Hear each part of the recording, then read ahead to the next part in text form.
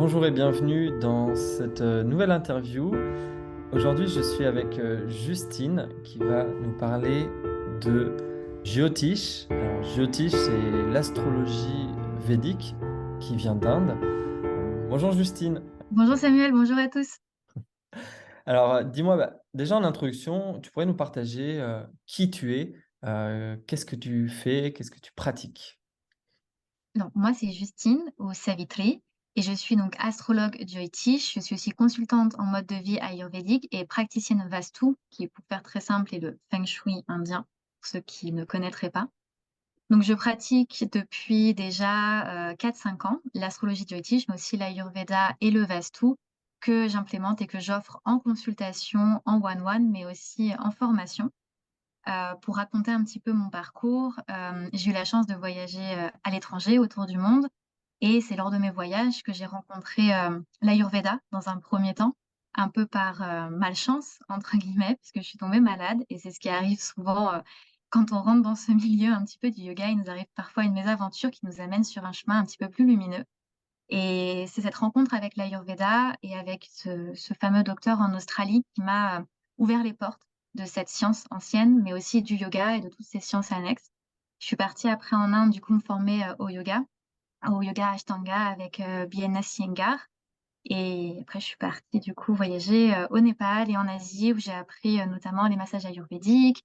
J'ai découvert aussi d'autres formes de soins avec les bols chantants notamment et forcément, vu que je suis tombée dedans, je suis partie en formation, avec le docteur Froli en médecine ayurvédique, puis en astrologie Jyotish et c'est à ce moment-là où je suis tombée en amour du coup du Jyotish, de l'astrologie parce que j'y ai découvert du coup son intérêt à la fois pour gérer notre, karma présent, mais donc notre karma, c'est-à-dire, les actions et les conséquences auxquelles on doit faire face, donc à la fois sur le plan physique, le plan ayurvédique, mais aussi sur le plan psychologique, émotionnel et puis sur le plan spirituel. Et je me suis du coup orientée, sur, cette dynamique du Jyotish et du Vastu qui est devenue vraiment mon activité principale depuis quelques années. Et voilà, donc j'ai appris avec beaucoup d'enseignants, dont notamment, Simon Chokwaski, que je remercie déjà d'avance parce qu'aujourd'hui on va parler, des dharmas et c'est grâce à lui aujourd'hui que je peux vous parler de ça, donc j'ai une grande gratitude, envers Simon. Hmm, merci. Euh, alors, est-ce que tu peux nous partager comment tu as découvert la connaissance de soi? Tout à l'heure, tu as dit que c'était un peu par malchance. Est-ce que c'était déjà quelque chose que tu avais découvert auparavant ou est-ce que c'est vraiment un événement, comme tu disais, de malchance qui, dans ta vie, t'a amené à une certaine remise en question, en tout cas à chercher une forme de compréhension autre? Alors je pense que ça a toujours été présent en moi d'une certaine façon. C'est quelque chose qui s'est éveillé, vers la vingtaine, en particulier chez moi et ça s'est éveillé, notamment, au choix de carrière, quand il a fallu faire, ses vœux, post-bac où du coup, j'ai été un petit peu perdue sur ce choix-là et je me suis orientée, puis réorientée, puis finalement désorientée pour, finalement n'avoir commencé que des études et ne les a jamais avoir finies. Et c'est ce questionnement, en fait, au niveau de ma pratique professionnelle qui m'a amenée, du coup, à voyager et à partir à la quête de moi parce que j'étais pas forcément à l'aise dans mon emploi, dans ce que je voulais, en fait, partager avec le monde. Et cette quête, finalement, au travers de mon emploi, elle m'a amenée à une quête envers moi-même parce que je voulais savoir qui j'étais réellement et qu'est-ce que je voulais réellement partager avec le monde. Et c'est quelque chose qui s'est construit du coup au fil du temps et qui s'est davantage éveillé à ma rencontre avec l'Ayurveda et le Jyotish parce que c'est Hmm, là où j'ai pu réellement prendre conscience de certains patterns et j'ai pu me poser entre guillemets «les bonnes questions». intéressant. Ça me permet justement d'aborder une autre question que j'avais pour toi. Euh, Parce que tu partageais que finalement, ce qui t'a amené à te questionner, c'était de se dire, OK, je dois me projeter vers l'avenir, vers quelle carrière, quel métier faire. Et comment tu envisages cette question de... moi, j'ai une idée, en tout cas, qu'on devrait apprendre à trouver sa voie à l'école, ou beaucoup plus tôt que de se poser la question au dernier moment, finalement, au moment du choix de ses études. Euh, Comment tu envisages cette question aujourd'hui? Est-ce que pour toi, on devrait apprendre à trouver sa voie à l'école? On devrait l'apprendre à l'école et on pourrait même aussi l'apprendre avec sa famille d'ailleurs. C'est pour ça qu'en Inde, on propose toujours une lecture de thème Jyotish aux enfants quand ils sont plus jeunes et puis au moment aussi du choix des études Parce qu'en fait, au travers de notre thème natal en particulier, on peut voir quels vont être nos potentiels d'incarnation, vers quoi on pourrait se tourner. Et finalement, on peut déjà dès un très jeune âge, en fait, se poser les bonnes questions, se dire: «OK, qu'est-ce que j'aime? Qu'est-ce que j'ai envie de partager avec le monde?» Et pouvoir s'être poser ces questions avant avec la famille, ça permet aussi du coup de pouvoir aider le corps enseignant à orienter, les études, à orienter le partage de connaissances sur une filiale, une façon de faire qui va être plus facilement assimilable pour chaque individu. Alors, c'est pas facile dans l'éducation nationale dans laquelle elle est très formatée dans notre monde occidental parce qu'on peut pas, faire du one-one malheureusement, enfin c'est pas possible pour le corps enseignant je pense de le faire sauf dans des écoles très spécifiques. Mais c'est super important du coup d'avoir cette 1re étape en famille, dans un premier temps pour pouvoir du coup soulager presque aussi le corps enseignant et du coup guider l'individu dès le plus jeune âge sur son choix en fait de carrière, mais aussi sur ses choix de vie.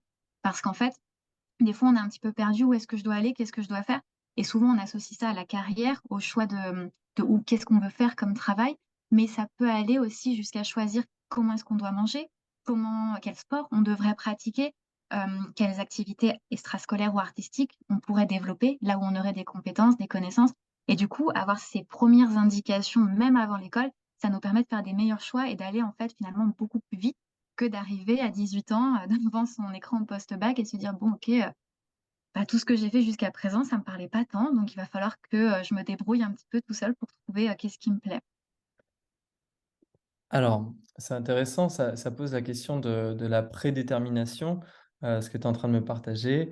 Donc selon toi, on pourrait déjà, savoir très tôt, heu, quelles sont nos prédispositions, grâce à une lecture de notre carte astrologique. À partir de quel âge, selon toi, ça peut être intéressant de déjà avoir cette vision? Est-ce que ce serait, par exemple, pour les parents de faire une lecture dès leur naissance? Parce que j'ai déjà rencontré, je me souviens, un moine, tibétain, qui qui partageait ça, en fait, qu'au Tibet, on faisait une lecture, de la carte astrologique dès la naissance pour avoir, en effet, cette connaissance des points forts et de l'orientation potentielle qui serait la plus appropriée pour l'enfant. Est-ce que toi, tu rejoins cette vision? Alors, en théorie, oui, je la rejoins. Maintenant, en pratique, je suis un peu plus modérée parce que pour pouvoir, en fait, appréhender cette carte natale, il faut que les parents aient le discernement nécessaire. Et du coup, la question à se poser, c'est au préalable, est-ce que moi, en tant que parent, j'ai des a priori? Est-ce que j'ai, des idées, des choses un petit peu préconçues et des façons de penser et de faire que j'imagine pour mon enfant et qui, du coup, pourraient être, entre guillemets, un petit peu, challengées par une lecture de thème qui, elle, pour le coup, serait complètement neutre et pourrait, en fait, venir challenger les croyances des parents. Donc c'est pour ça que je mets un frein parce qu'on est souvent préformaté par notre société, par notre propre éducation et donc quand on décide de faire le thème d'un enfant, c'est assez important de se dire: «OK, il y a à la fois mes conditionnements que je dois prendre en compte quand je vais entendre cette lecture de thème et il y a aussi le choix de l'astrologue». Parce qu'il y a ce côté effectivement de destinée, de prédétermination où effectivement il va y avoir du potentiel. Maintenant, est-ce que ce potentiel va s'incarner ou non? Ça va dépendre de l'individu et ça va dépendre du coup de son libre arbitre et ça va dépendre de l'enfant en lui-même. Et ça, c'est super important à prendre en compte parce que en Oui. tant que parent, c'est pas non plus se dire: «J'ai fait le thème natal de mon enfant, il va aller là et je me repose sur mes lauriers». Parce qu'en fait, l'enfant va devoir travailler avec son libre arbitre, avec son discernement, pardon et faire les bons choix pour du coup, finalement, rentrer dans cette dynamique de destinée, en tout cas vivre sa destinée dans son plein Mmh. potentiel et finalement trouver le bonheur parce que c'est un petit peu l'objectif aussi de l'incarnation, c'est d'être heureux. Mmh. C'est pour ça que du coup, voilà, je mets un frein Ouais. en disant: «Une lecture de thème pour un enfant, oui, mais avec énormément de discernement». Ça, c'est clair. Tant Mmh. que l'enfant n'a pas lui-même commencé à développer son propre discernement. Ouais, c'était un peu le risque que je pouvais entrevoir, quand tu partageais, finalement qu'il y avait comme une carte, de destination qui peut se dessiner, très tôt. Est-ce qu'il n'y a pas un risque justement d'enfermement alors q et enfin quelle est la voilà, il y a comme une justesse à trouver, j'entendais entre l'écoute de ce qui est vivant là pour moi et en même temps de, l'image qu'on a pu me plaquer dessus et qui sait peut-être que, voilà, enfin cette question du libre arbitre, elle est très chère, dans les pays occidentaux, peut-être moins dans les pays orientaux. Hem, Voilà, c'est vrai que c'est délicat à appliquer, cette vision-là, finalement, chez nous. Comment trouver un juste milieu entre avoir une information et ne pas, enfermer la personne, finalement, dans cette information-là? Donc c'est ouais, c'est délicat, ce que j'entends. De C'est délicat et c'est pour ça que le métier d'astrologue, c'est un métier assez, assez «risqué» entre guillemets parce que, tout est de l'ordre de réellement du subtil. Où est-ce qu'il y a des potentiels? Ou est-ce qu'au contraire, on a un karma qui est un peu plus fixe et là, du coup, on sait qu'on va avoir certaines choses à faire parce que c'est de l'ordre de la destinée? Ou est-ce qu'il y a réellement le plein libre arbitre? Parce qu'on peut avoir, un karma qui est vraiment orienté sur du libre arbitre. Ou est-ce que du coup, mmh, on a des choses qu'on peut modifier, qui sont là sous-jacentes, mais qu'on peut modifier avec un certain travail, avec un certain effort? Et cette compréhension, en fait, de cette notion de karma, elle est inhérente à l'astrologie, jyotish parce que du coup, elle mmh, nous permet de réellement comprendre qu'est-ce qui est entre nos mains et qu'est-ce qui ne l'est pas, qu'est-ce qui est dans les mains finalement du destin, de l'univers, de Dieu, on appelle ça après comme on veut. Mais vraiment, il y a cet équilibre à trouver parce que, alors cette notion de libre arbitre qui nous est très chère en Occident, elle est juste, mais elle est pas complète. Et la notion d'uniquement de destinée, elle est juste, mais elle est pas complète non plus. Et il faut vraiment ces 2 notions-là pour mmh, comprendre quel est le chemin d'un individu et qu'est-ce qu'on est venu réaliser ici. Parce que se dire qu'on peut tout faire, c'est illusoire et c'est pas vrai parce qu'on est prédéterminé rien que par le fait qu'on soit né un homme ou une femme, rien que par le fait qu'on soit né dans une certaine culture, avec certains parents, avec certaines prédispositions au niveau physique, intellectuel. Rien que ça, c'est de l'ordre du karma, déjà. C'est de l'ordre de la prédétermination de la destinée. Tu es né homme, je suis née femme, c'est une destinée. Alors oui, vous allez me dire, on peut changer de sexe. Effectivement, on vit dans un monde assez incroyable. Aujourd'hui, on peut faire plein de choses. Hem voilà, mais de base, on a quand même, voilà, une biologie.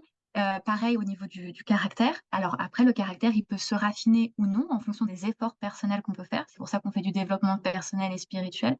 Mais vraiment, voilà, comprendre ces 2 notions-là, c'est très important parce que ça nous permet de savoir: «OK, sur quoi est-ce que j'ai une force d'action et sur quoi est-ce que je dois travailler au niveau de mon surrender, de mon relâchement, du fait de se dire: "OK, il y a des choses que je vais devoir accepter, parce qu'il y a des choses que je vais peut-être pas forcément pouvoir changer à 100 et où est-ce que je vais devoir peut-être cultiver une sorte de foi et de confiance aussi."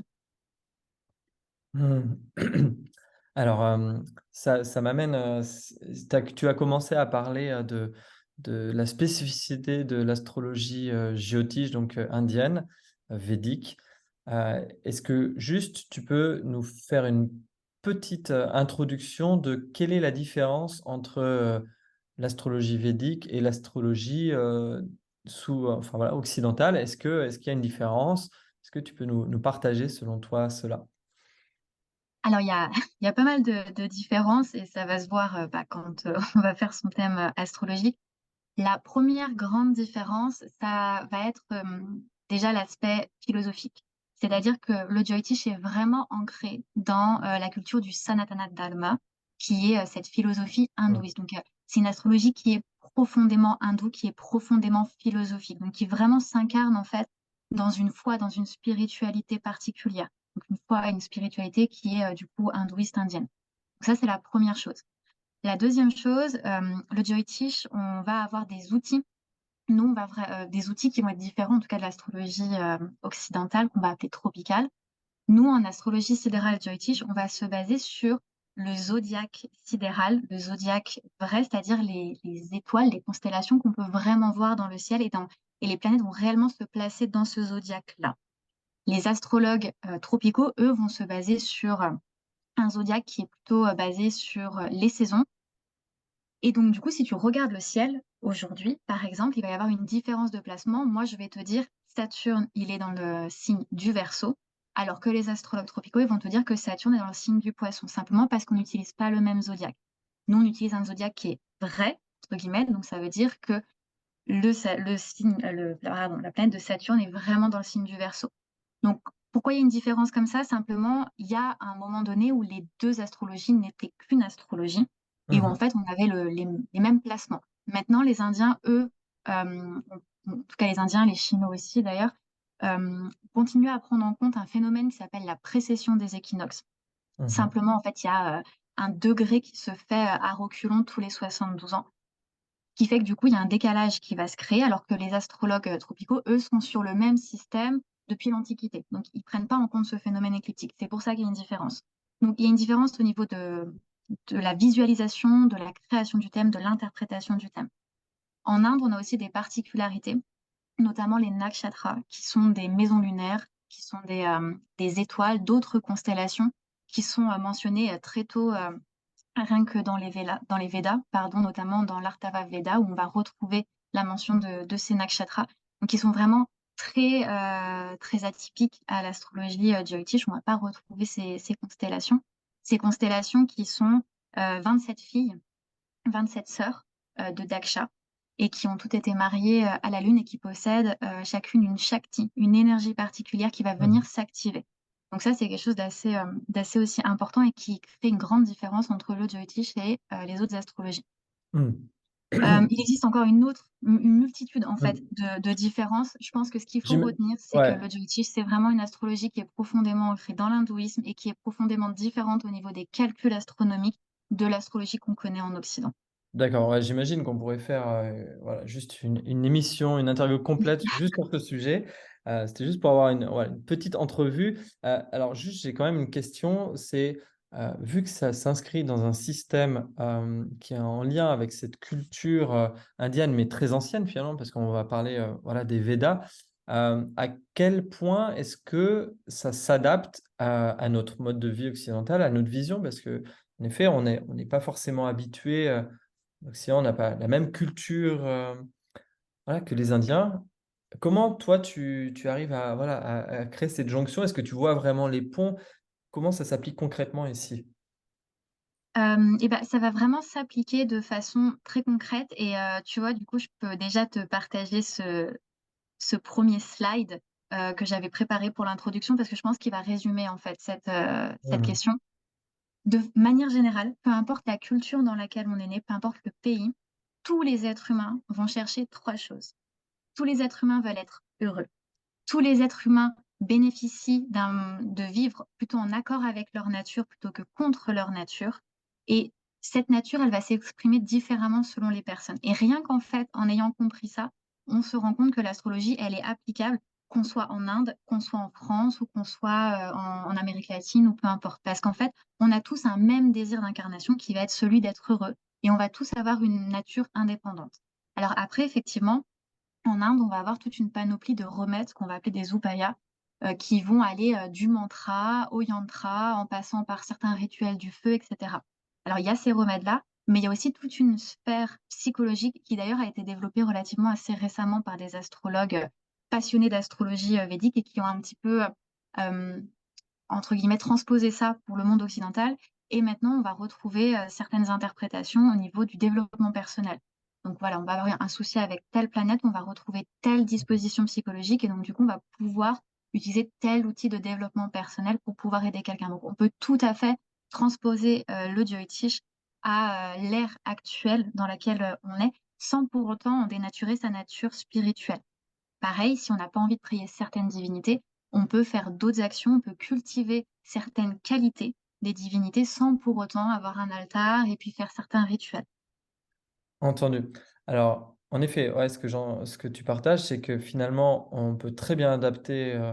Alors, ces remèdes, ça, j'ai l'impression que c'est quelque chose aussi qui est unique à l'astrologie védique, c'est qu'elle propose des, voilà, des soins comme la possibilité d'en fait, si on a des problématiques d'influence, entre guillemets «négatives», en tout cas, ouais, qui peuvent impacter notre évolution, il y a vraiment cette idée de pouvoir transformer cela à travers des remèdes.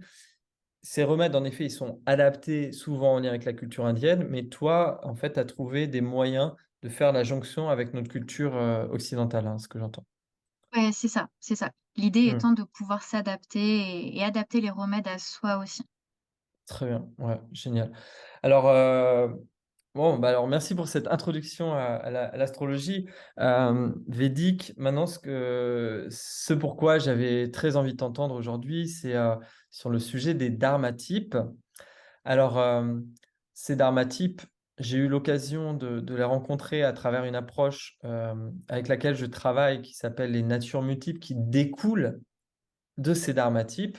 Donc, pour ceux qui ne connaissent pas les natures multiples, c'est une approche, qui a été créée par le pédagogue américain, mais qui a vécu 20 ans en Inde, qui s'appelle Stephen Rudolph. Il vivait près d'une clinique ayurvédique et il se posait la question de comment permettre aux jeunes de trouver leur voie. C'est comme ça qu'il avait créé, c'était une école à côté de cette clinique ayurvédique qui permettait aux jeunes, à travers la découverte des intelligences multiples de Howard Gardner, puis ensuite, il a accommodé, il a complété en fait cette recherche sur les intelligences multiples avec les natures multiples qui découlent finalement des dharmatypes, ce qu'on s'est aperçu en échangeant avec Justine. Hem, donc c'est la méthode que j'utilise principalement, personnellement pour accompagner les gens à trouver leur voie et aujourd'hui, j'avais à cœur, d'aller à la racine avec toi et que tu nous parles de ces dharmatypes, leur origine et comment déjà, juste de connaître son dharmatype, ça peut nous aider, à définir à mieux se connaître et peut-être à définir un projet, professionnel, je ne sais pas. On va voir ça ensemble maintenant donc Alors peut-être avant de parler des dharmatypes, il faudra donc du coup peut-être, recontextualiser un petit peu aussi, bien sûr, l'origine en fait du bien mot sûr. dharma parce que c'est vrai qu'en fait on connaît beaucoup le mot karma en occident, mais on connaît pas forcément réellement le mot dharma et pourtant il est vraiment intrinsèque à la culture, indienne. Donc comme on l'a vu, il y a vraiment 3 objectifs de vie et on a surtout vu, c'est que le dernier, c'est chacun s'exprime différemment. Chacun exprime sa nature de façon différente et c'est là où du coup, les types de dharma vont rentrer en jeu et connaître son type de dharma ou connaître sa nature multiple, c'est permettre de vivre en accord avec sa nature plutôt que contre sa nature. Donc comme je le disais tout à l'heure, tout est originaire du Sanatana Dharma qui, vraiment cette philosophie primaire à tout et qui, a vraiment pour objectif en fait de nous guider vers une sorte de grande vérité. L'objectif du Sanatana Dharma, c'est de nous aider à nous connaître et de nous aider à vivre en accord avec la nature. Donc il y a vraiment cette idée de, voilà, on est en accord avec la nature, on est en accord avec le mouvement de la vie. Je l'ai quand même mentionné ici, je trouvais ça très important, c'est que le Sanatana Dharma, c'est vraiment une philosophie qui est aujourd'hui appelée hindouisme et qui est certes ancrée dans la culture indienne, mais tous les pratiquants hindous se réjouissent pardon, de n'importe quelle foi, qu'elle soit chrétienne, musulmane ou bouddhiste.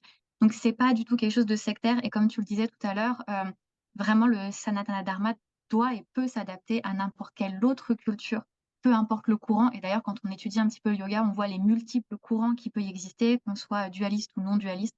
Donc ça montre à quel point, en fait, c'est vraiment une philosophie qui est ouverte à tout et qui a simplement pour but de nous aider à comprendre les lois éternelles, les lois vraies de l'existence. Ça, c'est vraiment très indépendant de notre propre foi individuelle. Et c'est important de se le rappeler. Mmh. Merci, ouais, pour cette précision sur le Sanatana Dharma qui en effet, c'est vraiment les racines, de la culture, hindoue finalement. L'hindouisme est né a posteriori, après donc, le Sanatana Dharma bien sûr, au niveau historique, hein. Mmh. C'est ça et il y a vraiment ce côté de c'est cette universalité.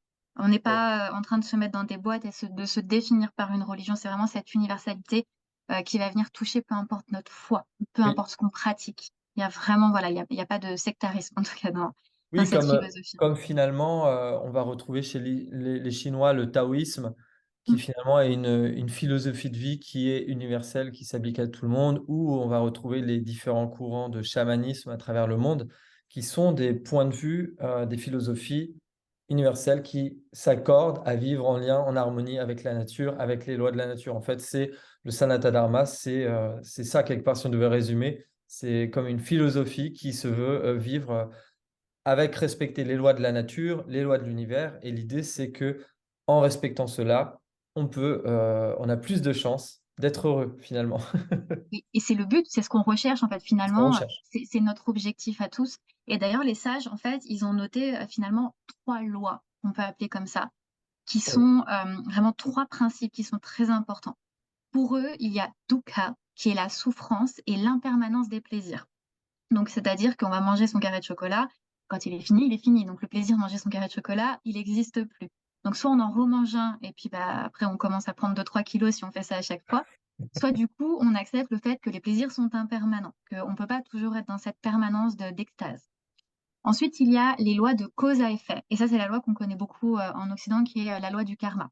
Donc toute action a une répercussion, qu'elle soit dans cette vie, dans les précédentes ou dans les suivantes. Donc ça après, il y a toute un développement sur la loi du karma, mais Oui. c'est vraiment une loi, voilà, qui est intrinsèque. Toute action, a une cause et un effet. Oui, parce qu'il existe plusieurs types de karma. Bon, c'est pas le sujet là de notre échange. On pourrait presque, pareil, faire une interview complète là-dessus, développer les différents types de karma. En tout cas, on va juste rester à cette première voilà, définition des causes et effets. C'est ça. Alors j'ai un petit slide après pour les curieux quand même sur le karma parce que c'est D'accord. très intrinsèque aussi au dharma, donc je tease un peu, mais voilà, vous inquiétez pas, vous aurez quand même vos informations sur le karma. Et puis, bah, la dernière loi, c'est celle du dharma qui va être les lois naturelles. Donc vivre en accord avec les lois de l'univers.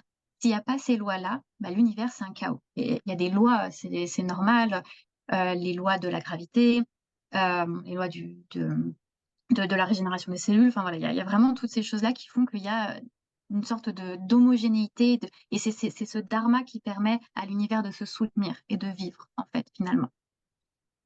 Donc, Très entre bien. guillemets, qu'est-ce que les sages savaient vraiment? Ils savaient qu'il y a quelque chose, il y a plus à la vie. En fait, il y a plus que, ce besoin de, toujours combler les souffrances, de toujours, en fait, chercher le plaisir. Donc chercher, finalement à combler les souffrances, à combler le dukkha.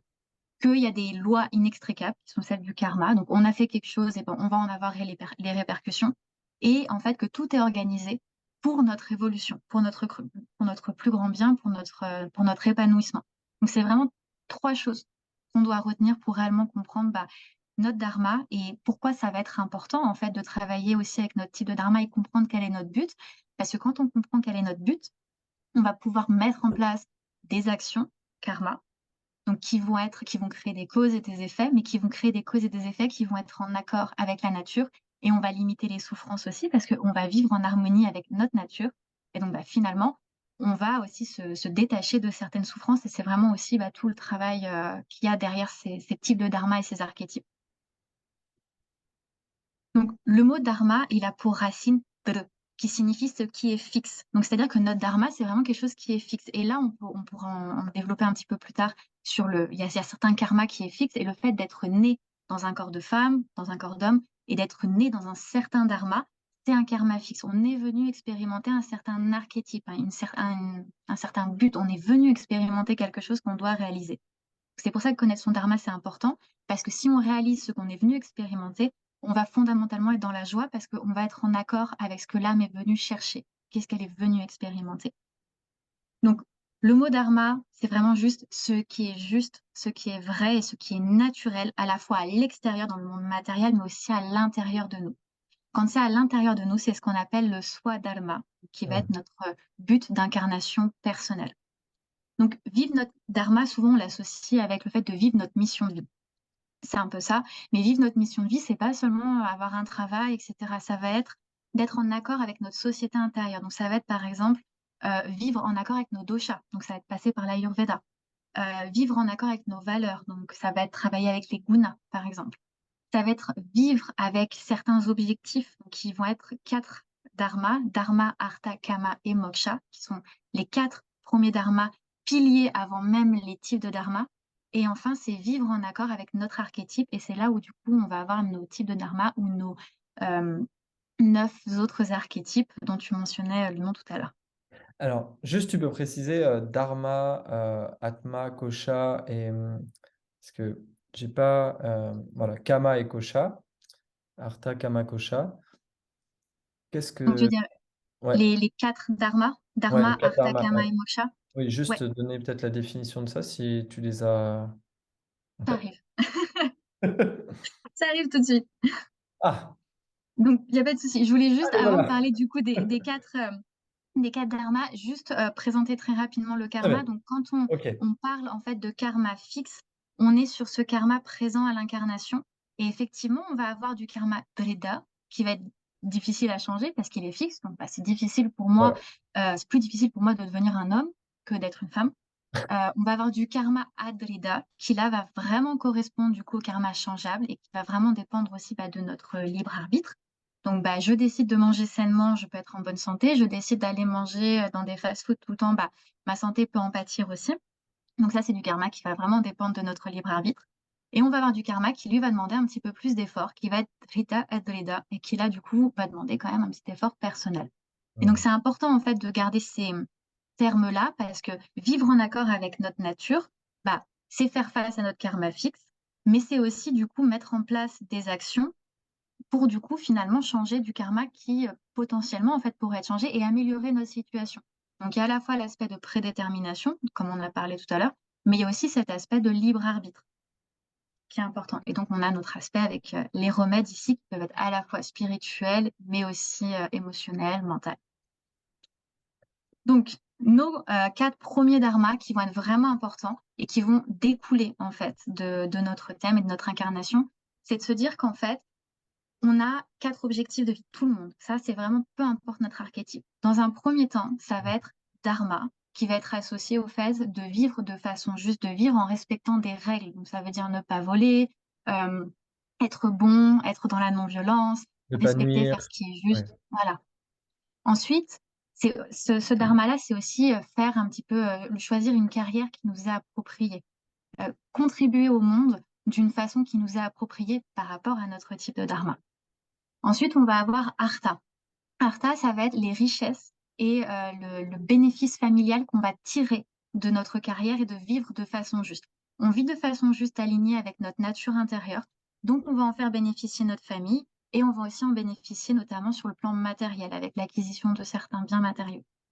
Ensuite, on va avoir Kama qui va être les plaisirs qui vont découler à la fois d'être dans sa nature et à la fois des biens matériels qu'on va tirer. Donc on va pouvoir avoir Kama, les plaisirs. Donc ces 3 premiers dharmas, ils sont super importants. Ils doivent être réalisés. Mais le dharma primaire, vraiment le plus important, ça va être moksha, qui va être la libération, qui va être vraiment la dernière étape, la spiritualité, le travail spirituel. Et ça, c'est très important parce que effectivement, quand on a la recherche de son dharma, on a la recherche d'une carrière, on a la recherche en fait de son chemin de vie. Mais il faut pas oublier que dans cette quête-là, le réel objectif, c'est de comprendre et de savoir qui on est sur un plan beaucoup plus métaphysique, sur un plan beaucoup plus spirituel, et que c'est pas seulement quelque chose qui doit se retranscrire sur le plan matériel, avec l'acquisition de biens, avec un travail. C'est aussi quelque chose qui se vit à l'intérieur de soi, sur le plan spirituel, sur le plan de l'âme. Le plan de l'être, finalement, qui, bon, aujourd'hui, finalement, a été largement oublié dans nos sociétés. Mais ça, tu nous en parleras tout à l'heure, je pense, en lien avec les cycles du dharma que vit notre société. Oui, alors c'est bon. C'est tout un état. Mais du coup, en parlant de cycle, eh ben, il faut se dire qu'aussi, ces 4 étapes de vie, elles sont cycliques. Et en Voilà, fonction de notre âge, on va aussi être plus ou moins prédisposé à aller chercher dharma, artha, kama ou moksha. très Donc bien. ça va être important à retenir. Donc nous, en particulier, je pense que notre audience ici qui nous écoute est plutôt entre les 25-50 ans ou les 50-75 ans. Donc on est plutôt dans une dynamique qui va être artha et dharma. Donc à la fois l'acquisition de biens, le fait de fonder une famille aussi, et puis dharma, s'investir au niveau de la politique, vivre de façon juste, vivre ce qui est juste pour nous. Donc ça va être important à se garder cette image en tête parce qu'on a aussi des périodes de vie qui vont être importantes. Avant 25 ans, on est plutôt dans l'âge de Kama, des plaisirs. Donc, c'est normal de profiter, c'est normal de s'amuser, c'est normal d'avoir aussi un petit peu cette insouciance parce qu'on est là aussi pour expérimenter certains plaisirs et pour, du coup, bah, voilà, découvrir le monde d'une façon un petit peu plus légère. Oui, en même temps, dans Brahmacharya, dans cette période de Brahmacharya, il y a aussi cette idée d'accéder à la connaissance, qui est aussi très importante, qui est aussi toute la phase d'éducation finalement pour nous préparer pour les autres étapes. Oui. Et ça, on l'oublie souvent, mais c'est vrai que c'est la phase la plus importante et finalement, c'est mal employé dans notre monde moderne actuel parce que finalement, donc on est dans une phase éducative, certes jusqu'à 25 ans pour beaucoup, mais on n'est pas dans une phase réellement éducative, totale parce qu'en fait, on apprend des choses standards, donc on a sur une éducation qui est linéaire pour tout le monde, mais on n'apprend pas sa propre éducation. Voilà, les On choses n'apprend pas. intérieures. Ouais, Mmh, finalement, on apprend beaucoup de choses tournées vers l'extérieur. mmh. 90% des savoirs, voire quasiment 100% des savoirs que nous apprenons, c'est des phénomènes extérieurs, mais la science de l'intérieur, finalement, n'est pas transmise, n'est pas apprise. Et alors que justement, la période de Brahmacharya, en principe, tel que je l'avais étudié en Inde, est censée être une période favorable pour apprendre tout ce qui va être les dimensions intérieures de comment je fonctionne, la connaissance de soi, et, et apprendre finalement à se connaître en fait pour ensuite définir quelle vie je vais vivre et pour les autres étapes finalement de la vie, quoi. Mmh. Et c'est super important parce que si on n'a pas fait cette étape-là, on passe dans la phase Grihastha, qui est la phase de vie de couple, mais du coup, c'est le chaos complet parce qu'on se remet en question, on se demande: «OK, est-ce que c'est vraiment le travail?» Donc du coup, c'est compliqué d'être complètement présent à la fois dans son couple, à la fois avec ses enfants, à la fois dans sa vie au foyer.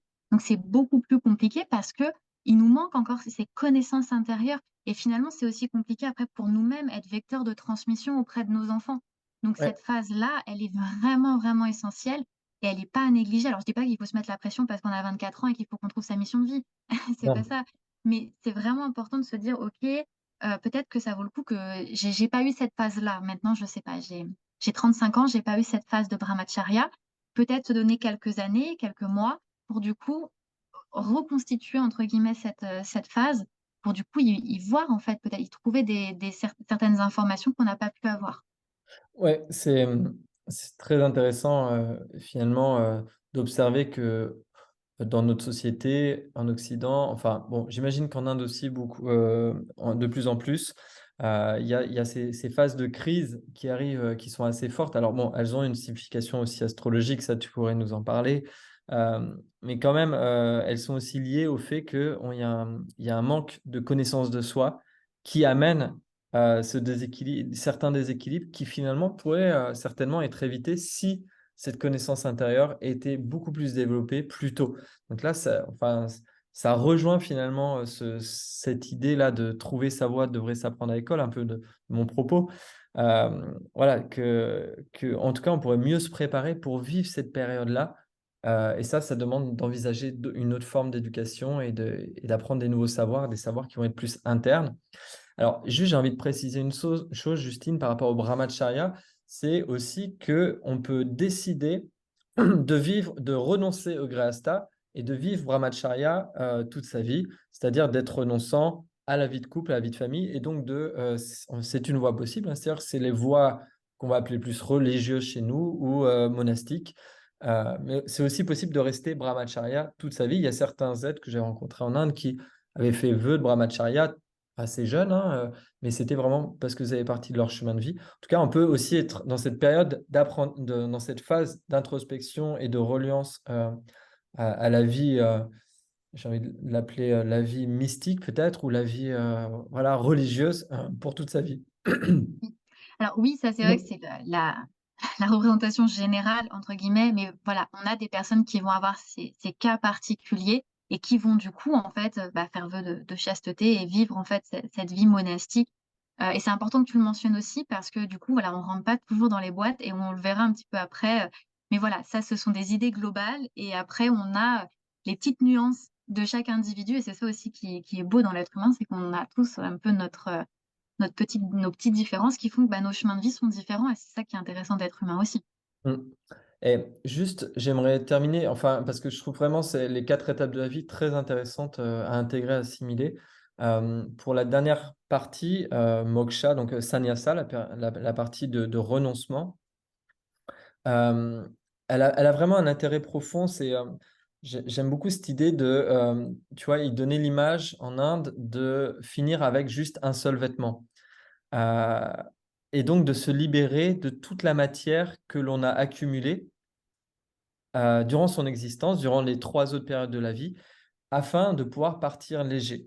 Et ça, c'est vrai que, c'est quelque chose qui manque profondément dans notre société. Souvent, on retrouve des personnes qui, voilà, n'arrivent pas à lâcher, l'aspect matériel, et il y a un vrai sens profond, derrière ça. Et il y a aussi, moi, ce que j'avais beaucoup aimé, c'était l'idée qu'il y avait un soutien aux nouvelles générations. Parce que si j'abandonne la dimension matérielle, arrivé à un certain âge, 70, 75 ans, c'est aussi dans l'optique de soutenir les générations, d'après, matériellement parlant.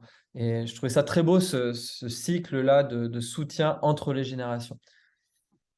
Et c'est pour ça que les enfants peuvent profiter de kama, des plaisirs, parce que du coup, c'est pas les leurs et en fait, c'est leur héritage. Donc c'est ce qu'ils obtiennent de leur famille.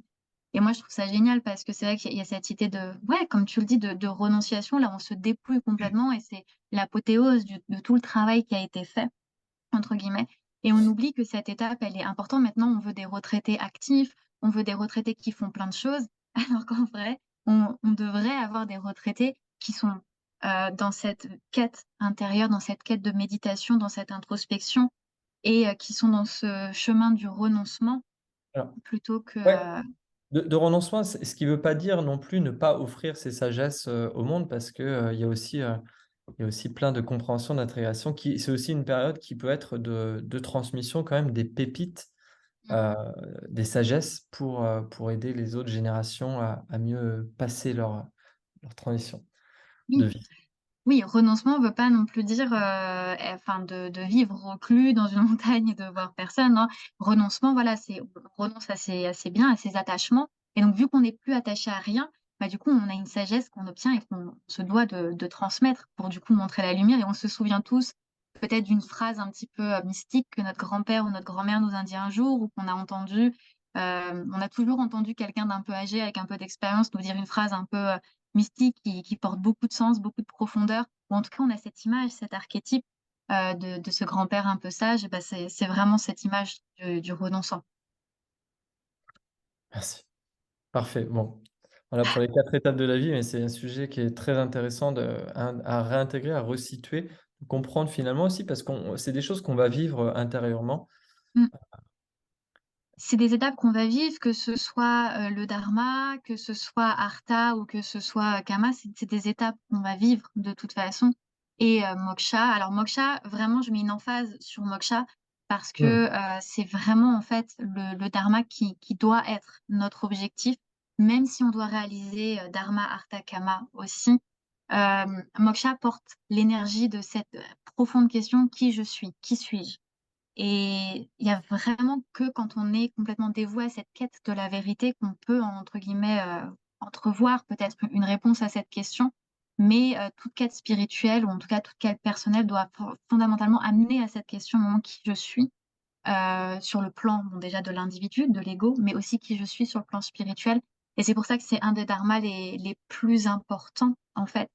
Donc voilà, c'est un dharma aussi à ne pas déguiser, parce que souvent on déguise ce moksha avec des poursuites un petit peu hautes, mais en fait c'est simplement pour venir soutenir l'ego de je suis spirituel, etc. Donc voilà, moksha doit vraiment être une quête intérieure qui n'a pas non plus nécessité à se vendre sur Internet ou sur les réseaux sociaux.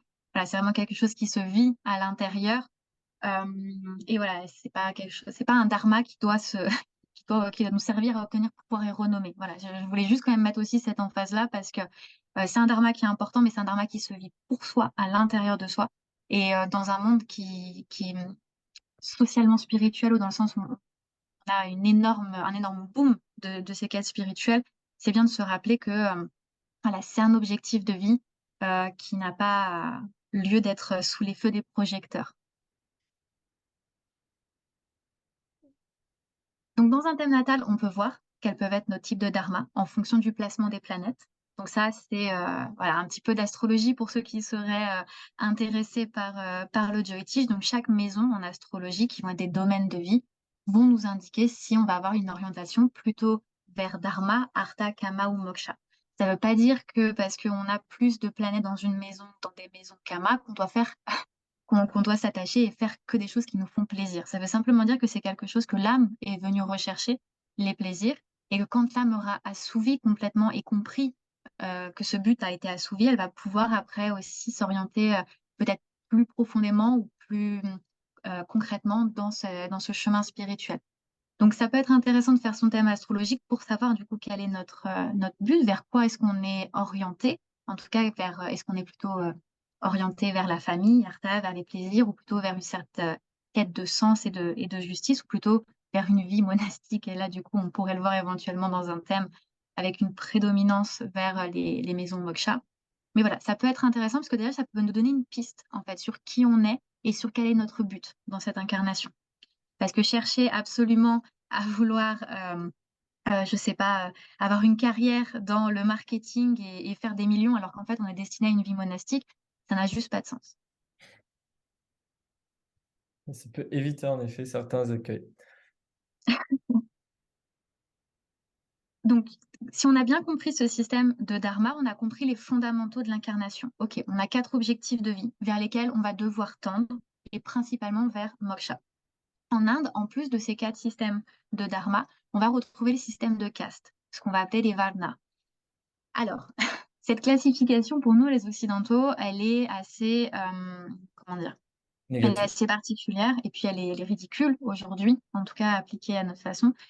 En tout cas appliqué à la façon dont on l'interprète. C'est-à-dire qu'aujourd'hui, les castes, on les classifie avec des jugements de valeur. C'est ça. C'est-à-dire que cette caste est plus haute que celle-ci, etc. Ce qui n'était pas le cas à la base, à l'origine des castes. Les castes étaient toutes égales, c'était simplement des archétypes, c'était simplement des missions, des types de personnalités qui étaient incarnés dans un individu.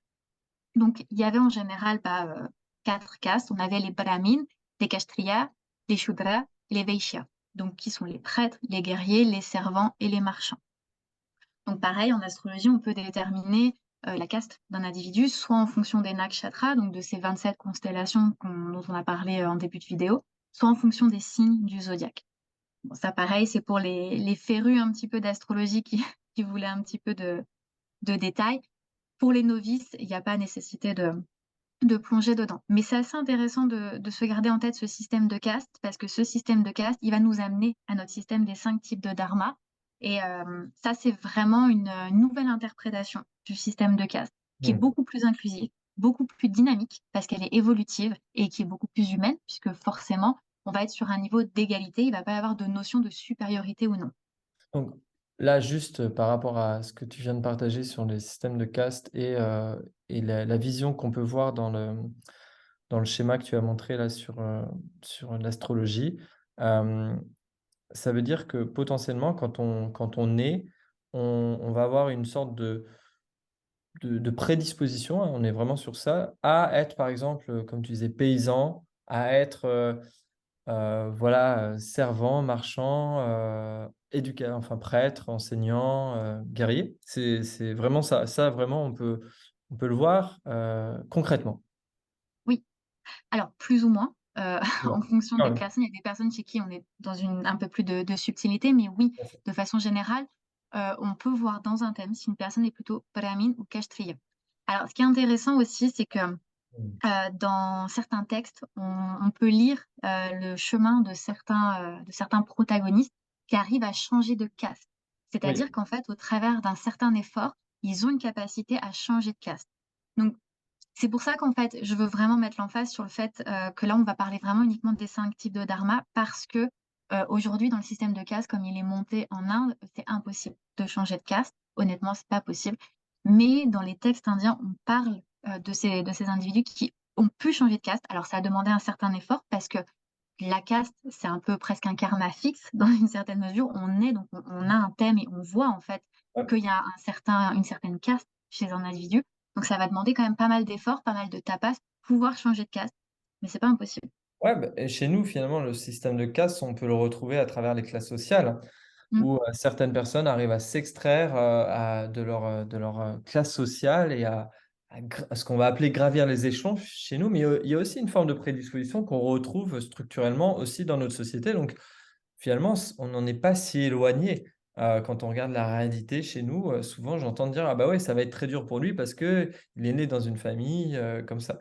Et on voit aussi, en effet, comme tu l'as dit, qu'il y en a qui arrivent à sortir de ce karma fixe et qui arrivent à en effet changer, de classe, à arriver à des fonctions, qui au départ, ne les prédisposaient pas forcément. Il n'y avait pas de prédisposition forcément «naturelle» entre guillemets. Quand je dis naturelle, c'est, favorable en tout cas pour cela.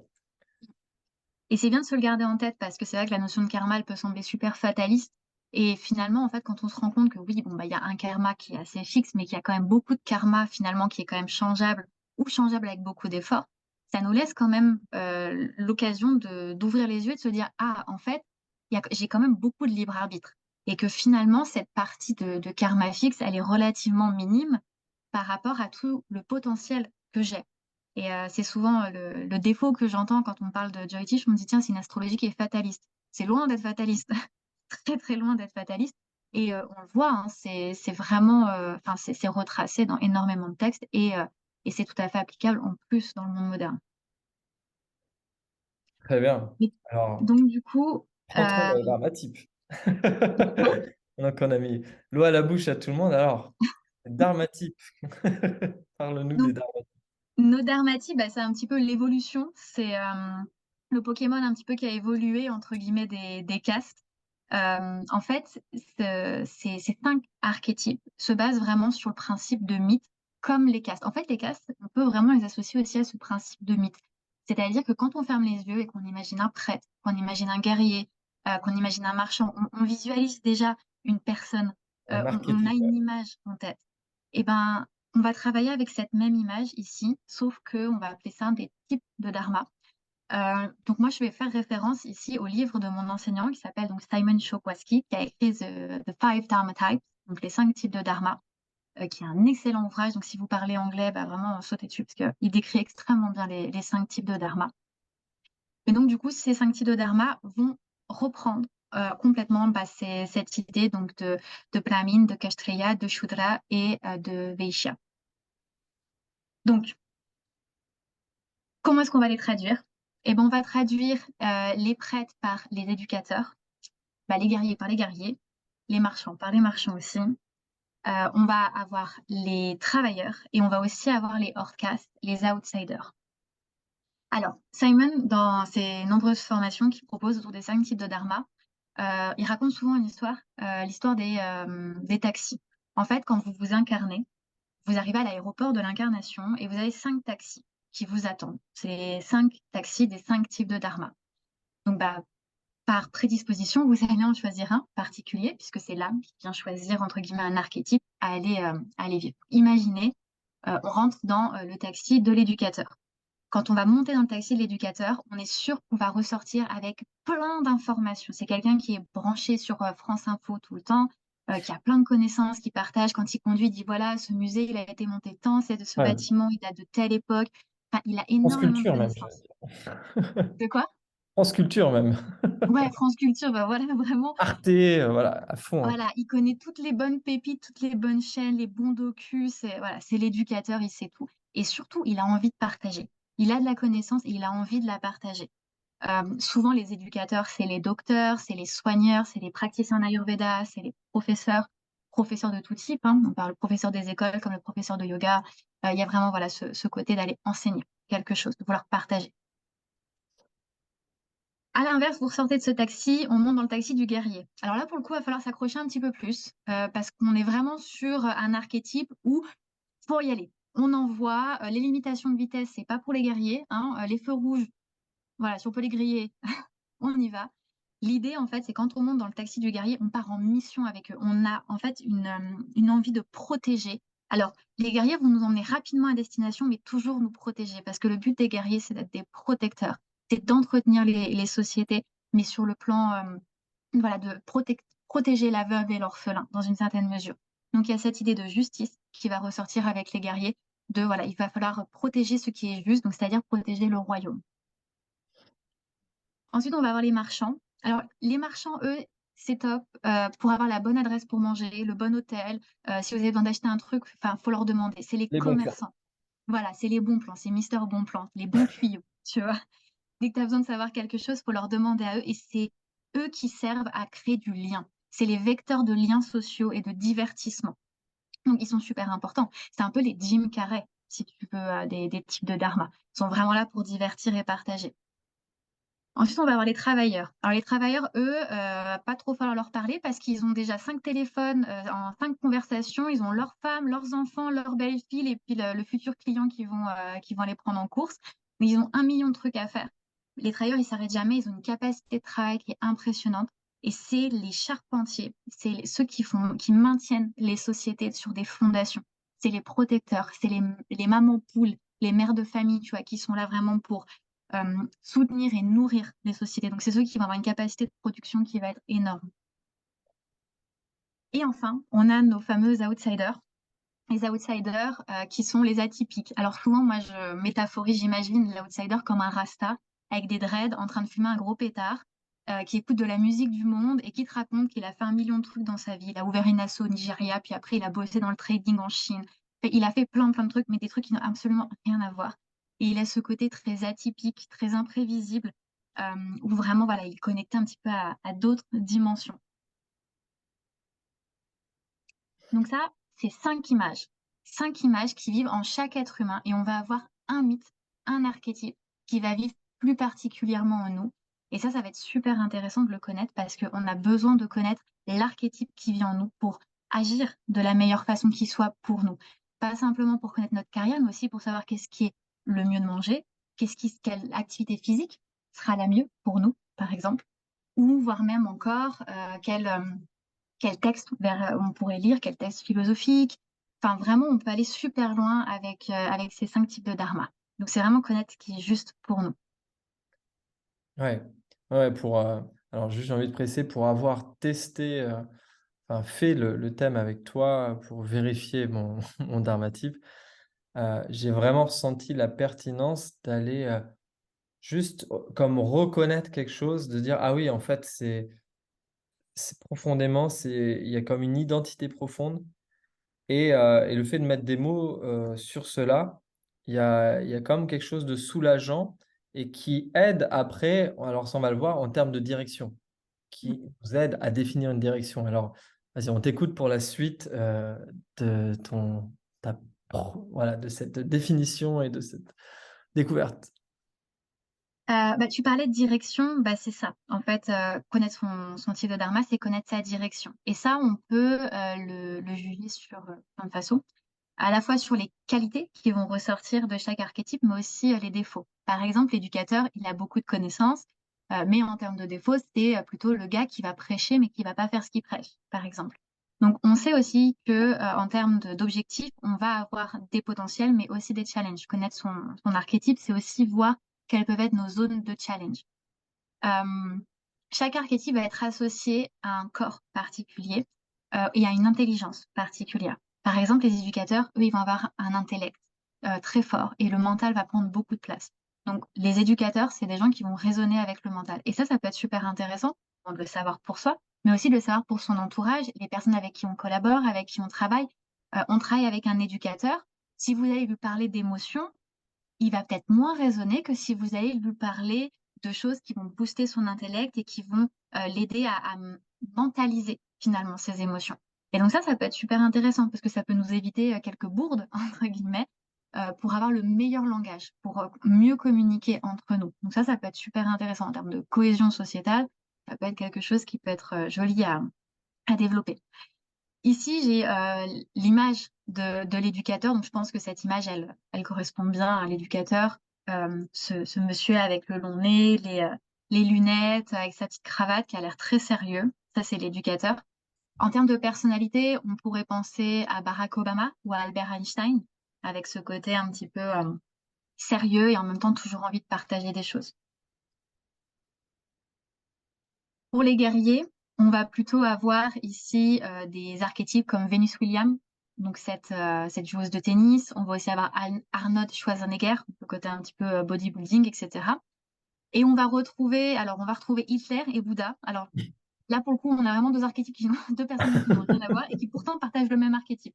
Donc comme quoi, en fait, je trouvais ces deux exemples assez super à mettre ensemble. Pourquoi? Parce que en fait, un archétype ne définit pas si vous faites les choses juste ou non. Votre Oui. archétype, il définit ce que vous faites, qui vous êtes, dans quel type d'énergie vous allez être. Après, si vous en faites quelque chose de positif ou quelque chose qui a pour but de disséminer la moitié de la population, bon, voilà. Après, c'est à vous de choisir et d'avoir le bon discernement. Mais ça montre que, en fait, encore une fois, vous avez beaucoup de libre arbitre, rien que dans votre type de dharma. OK. Donc le guerrier, alors, Hitler ou Bouddha, qui sont des guerriers dans le sens où ça montre leur route, comme tu disais, leur destination et qui avait finalement, enfin, si on regarde, Hitler, il avait un côté protecteur, alors en effet qui était, chaotique, sous une forme de chaos, mais il avait un peu ce côté-là de vouloir protéger une race. c'est vrai que, enfin, si on essaie de, voilà, sans vouloir le défendre, hein, mais juste pour essayer d'analyser, de Mmh. comprendre son type de dharma. C'est ça, exactement. Il y a cette idée de vouloir, protéger ce qui, pour lui, est important, ce qui lui tient Ouais. à cœur, ses valeurs et cetera. Donc son peuple, dans une certaine mesure, qui pour lui, du coup, était, assez, discriminant. Mais voilà, il y avait cette idée de protéger son peuple. Et Bouddha, c'est un peu plus intéressant parce que sur le coup, en fait, tu te dis: «Bah, tiens, c'est un sage, pourquoi est-ce qu'il aurait cette énergie, du guerrier?» Alors c'est quand Mmh. même, un homme qui a fait énormément de tapas, donc il a énormément d'énergie, de feu. Donc il faut savoir que l'intelligence des guerriers, elle passe par le corps énergétique et le corps physique. Donc faire ces heures d'assises, de tapas méditatives, c'est souvent très approprié aux guerriers et c'est là où, du coup, ils vont canaliser énormément de choses et finalement, le Bouddha, lui, il a choisi une voie monastique et il est parti, en fait, de son royaume, pour, du coup, en fait, trouver la vérité. Et ce qui est assez intéressant, c'est que dans son chemin, quand il a atteint l'éveil, les premières personnes à qui il a enseigné son savoir, c'est aux marchands. Et on verra après, mais chaque type de dharma, en fait, travaille en synergie Mmh. les uns avec les autres. Et en fait, chacun ont un devoir et des priorités. Et par exemple, les guerriers, ils ont des devoirs envers les marchands. Les guerriers doivent protéger les marchands, ils doivent protéger le commerce, ils doivent les éduquer. Et c'est ce que le Bouddha a fait en partageant son enseignement. Mmh. Alors, ouais, mais du coup, ça met un peu une petite confusion parce que tu es en train de dire il a ensuite enseigné. Donc à la fois, il avait cette direction, ce but très clair qu'il a poursuivi. C'est ce que tu disais, hein, le guerrier va rester focus et le Bouddha est resté focus sur un but, c'était, pour lui, bah, la libération. Hem et en même temps, bah, voilà, il l'a transmis, il l'a partagé. Mais donc enfin voilà, du coup là ça montre que finalement on peut avoir un dharma type directeur et des sous-types de dharma, est-ce que c'est ça? Non, ça veut simplement dire qu'en fait, tout le monde peut partager, tu vas juste pas partager de la même façon avec la même énergie. Tout le monde peut enseigner, mais D'accord, les «meilleurs» entre guillemets à enseigner et à obtenir de la connaissance intellectuelle, c'est les éducateurs.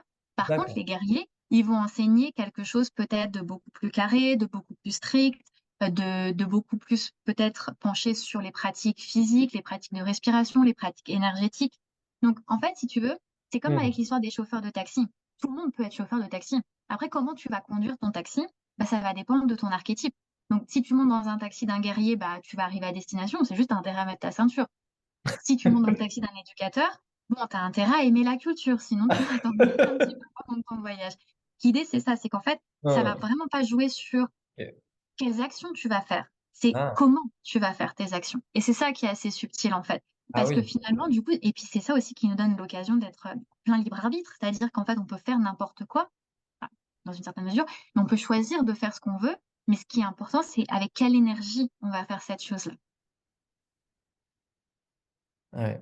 Ah c'est beaucoup plus subtil que ça n'en a l'air finalement, ce que tu me partages là. C'est un petit peu plus subtil, mais c'est ça, du coup, qui est assez, intéressant parce Ah que oui. du coup, c'est là où on va se dire, par exemple, quand on est un guerrier, on va se poser la question: «OK, qu'est-ce que je dois protéger?» Mmh Qu'est mh. Et en fait, tu peux protéger plein de choses. Tu peux protéger un système éducatif, tu peux protéger une connaissance, tu peux protéger des personnes. Tu vois? Tu D'accord. peux, en fait, Ouais. faire, plein de choses. Alors souvent, les guerriers, c'est vrai qu'ils sont beaucoup plus à l'aise dans des métiers qui demandent de l'action, genre les urgentistes, par exemple, parce qu'il y a ce côté un petit peu plus, action. Les éducateurs sont beaucoup plus à l'aise, dans des milieux un petit peu plus calmes, qui nécessitent de la connaissance, donc de la recherche.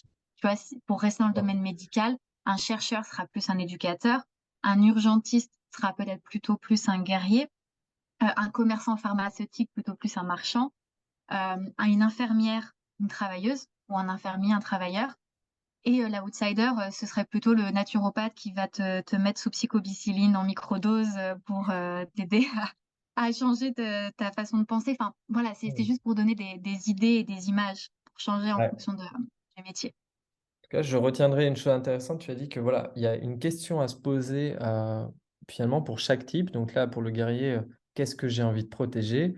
Pour l'éducateur, on pourrait dire c'est, bah, qu'est-ce que j'ai envie de transmettre, d'enseigner? C'est Heu, ça, voilà, ça c'est très bien, je trouve voilà, de préciser ça, que voilà, il y a une question centrale qu'on peut se poser.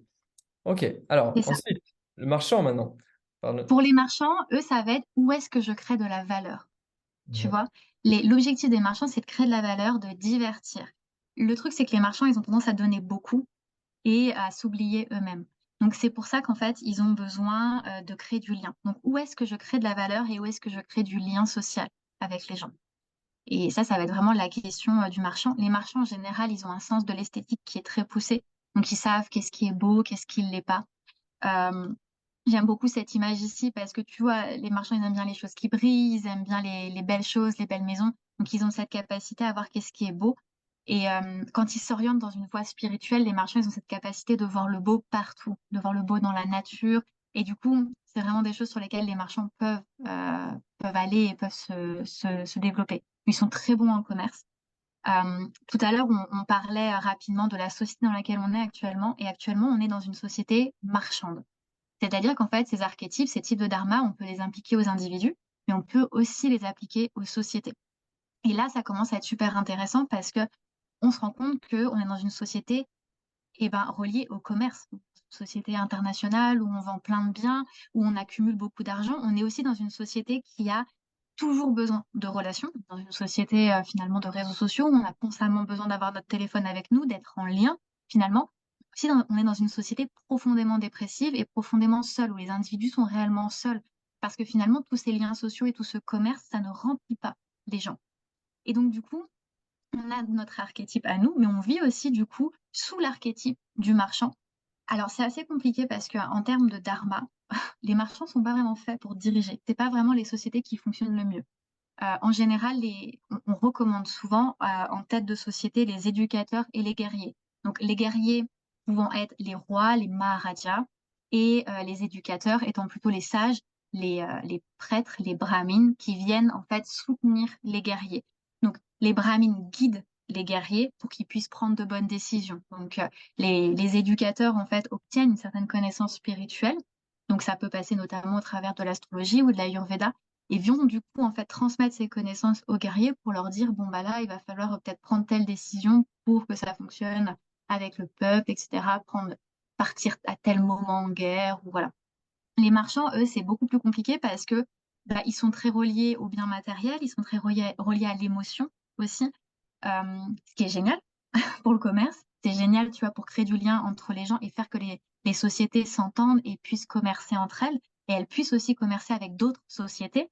Mais pour diriger, pour réellement en fait prendre soin de tout le monde, ça peut être un peu plus compliqué. Parce que du coup, en fait, on va forcément penser avant tout à ses besoins personnels plutôt qu'aux besoins globaux, aux besoins de tous. Alors, la question du marchand, c'est Où est-ce que je crée de la valeur? où est-ce que je crée de la valeur Et où est-ce que je crée des liens? et des liens. Mhm. Donc, par exemple, des bons exemples, ça peut être Marilyn Monroe. On a aussi bah, du coup Jim Carrey, Charlie Chaplin. Donc ça peut être vraiment les exemples de ces personnes qui ont diverti, qui ont voilà, créé de la valeur avec leur corps ou avec leurs films. Ouais. Et par exemple, un autre exemple, c'est Kurt Cobain. Donc lui, du coup, vraiment marchand, créateur de valeur, mais qui du coup s'est auto-détruit par ce sentiment de solitude. Donc ça montre Mhm. aussi Marilyn Monroe d'ailleurs aussi hein, Ouais. au passage. Donc il y a vraiment voilà ce côté où du coup il y a un côté un petit peu autodestruction aussi avec les marchands. Et c'est pour ça que c'est compliqué d'avoir des marchands qui dirigent nos sociétés. Ouais, ça me rappelle un. J'imagine que c'est un marchand, un acteur français, l'acteur de la haine, la Saïd Targhoui, me semble, qui disait dans une interview que il avait voilà beaucoup. Donc il a très bien réussi parce que voilà, maintenant il tourne à Hollywood et tout ça, il fait des super productions, mais qu'il a ressenti vraiment le besoin de donner de son argent, de son temps même pour dans la construction d'un orphelinat dans son pays d'origine au Maroc et qu'il disait que c'était essentiel pour son équilibre de vie. Et j'avais trouvé ça très intelligent de finalement sa démarche, Mm. de comment il recherchait cet équilibre parce qu'il sentait à quel point le fait d'être dans l'excès du marchand, ça a amené un vide existentiel qui amène en effet une perte, comme tu l'as signifié très bien, où on peut le voir souvent des artistes qui sont dans des grosses problématiques voilà, et d'existence et de liens, de rapport à la drogue assez extrêmes avec le fameux club des 27 ans, tous ceux qui vont mourir à 27 ans, justement par ce vide où ils sont allés trop loin dans l'expérience du marchand, dans le déséquilibre finalement. C'est ça exactement. Et comme tu l'as dit, vraiment, ce qui rééquilibre un marchand, c'est la charité. Et Ah ça, oui. vraiment, Ouais. c'est universel. C'est Mm. ça qui équilibre. Ah des d'accord. rituels. Et donc, tu vois, en fait, il a trouvé naturellement, intuitivement, cette façon de se rééquilibrer. Et donc, la charité. Et vraiment, bah, c'est pour ça que notre monde moderne aussi est assez décadent. Et c'est pour ça qu'on est dans une société marchande dysfonctionnelle, parce que où est la charité? Tu vois, qui va aider la grand-mère à traverser la route, ou quand est-ce qu'on ouvre une porte pour aider quelqu'un? Et finalement, cultiver cet aspect de la charité, des rituels et ce côté vraiment bah, humain, parce que la charité, ça passe par l'humain, et ben c'est ça en fait qui va aussi nous apaiser en termes de société, comme l'a fait du coup cet acteur. Mmh. Alors, tu dis que la société est marchande, c'est en lien avec, avec la période actuelle. Ça, je ne sens pas qu'on l'a précisé. Peut-être tu peux juste préciser ça ou tu avais Oui. prévu de le dire après? Non, non, non, c'est bien de le préciser, j'avais pas prévu de le dire. En fait, dans la philosophie védique, on découpe le temps en 4 yugas, 4 Ouais. phases de vie. On va avoir Satya, Treta, Dwapara et Kali Yuga. Actuellement, bon après, ça peut tendre à polémique puisque tout le monde n'est pas d'accord sur cette idée, mais de façon générale, tout le monde pense, la plupart des gens pensent qu'on est dans le Kali Yuga, donc cette dernière phase. Pour métaphoriser, cette phase, il faut s'imaginer un buffle. Dans la phase Satya, le buffle est sur ses 4 pattes, il tient droit, debout, donc il symbolise vraiment cette phase de vérité, d'honnêteté, cette prospérité. C'est vraiment une phase qui est propice et prospère pour l'humanité. Dans la phase Treta, le buffle tient sur 3 pattes, donc il lui en manque une. Donc on commence à voir un petit peu, la «décadence» entre guillemets, où du coup, bah, voilà, il peut y avoir un peu plus de guerre, un peu moins de philosophie, un peu moins de spiritualité. Enfin, la phase Dwapara, cette phase, c'est une phase, beaucoup plus, bah, de guerre, beaucoup plus violente. Ici, du coup, nos ennemis deviennent des ennemis qui sont de notre famille, alors qu'avant les ennemis étaient soit de l'extérieur, soit il y en avait pas. D'ailleurs, c'est le Mahabharata, ce texte sacré indien, représente cette phase du Dwapara Yuga, puisque c'est à la fin de la grande bataille du Mahabharata, quand Krishna s'en va, que on dit que la phase du Kali Yuga commence, donc cet âge sombre de l'humanité, cet âge sombre qui est censé être représenté par l'avarice, l'égoïsme, le fait de ne pas pouvoir faire confiance aux autres. Ici, dans cette phase, notre premier ennemi, bah, c'est nous-mêmes, on devient notre propre ennemi. Et donc, en fait, dans ces phases, on va pouvoir les associer au type de dharma. Donc dans la phase satya, les gouvernements sont plutôt des gouvernements reliés aux éducateurs et aux guerriers. Donc là, on a vraiment un équilibre entre les 2. Ensuite, dans la phase treta, on est plutôt sur une phase qui va être, reliée aux guerriers, dans une certaine mesure. Donc vraiment, mais un guerrier un peu moins bien guidé, entre guillemets, avec un peu plus de violence. Dans la phase Dwapara, on va plutôt être dans une dynamique qui va plutôt être associée aux, aux marchands, enfin aux marchands, aux travailleurs marchands. On va être un petit peu entre les deux. Et cette phase du Kali Yuga, ici, on va être vraiment dans une phase marchande.